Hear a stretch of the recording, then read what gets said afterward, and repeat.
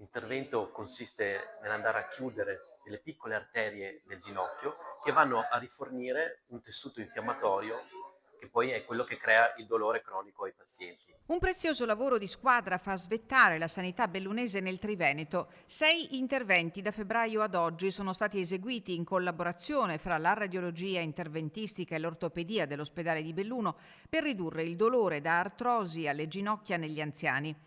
L'operazione si chiama GAE, acronimo per definire l'embolizzazione delle arterie delle ginocchia, e viene effettuata in anestesia locale su un paziente sveglio e in regime di day surgery. Andiamo a vedere l'anatomia arteriosa del ginocchio ed andiamo a chiudere con delle particelle riassorbibili quelle piccole arteriole che vanno a rifornire un tessuto infiammatorio. I pazienti sono mediamente andati bene, sono soddisfatti, tant'è che una di queste ha richiesto un intervento anche controlateralmente, proprio perché ha avuto un risultato significativamente buono nel ginocchio trattato per primo. Un intervento estremamente moderno e raffinato che richiede abilità di gestione angiografica importante.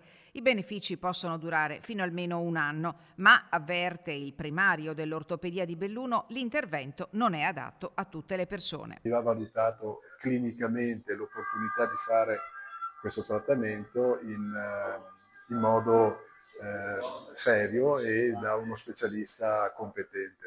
Il dottor D'Antimo chiederà al congresso degli universitari di presentare questa metodica che è ai vertici dell'innovazione tecnologica. Un intervento e un traguardo per la radiologia interventistica qui a Belluno, che sottolinea ancora una volta da una parte il grande lavoro di squadra che c'è in questo ospedale e dall'altra la qualità di cure di questo ospedale.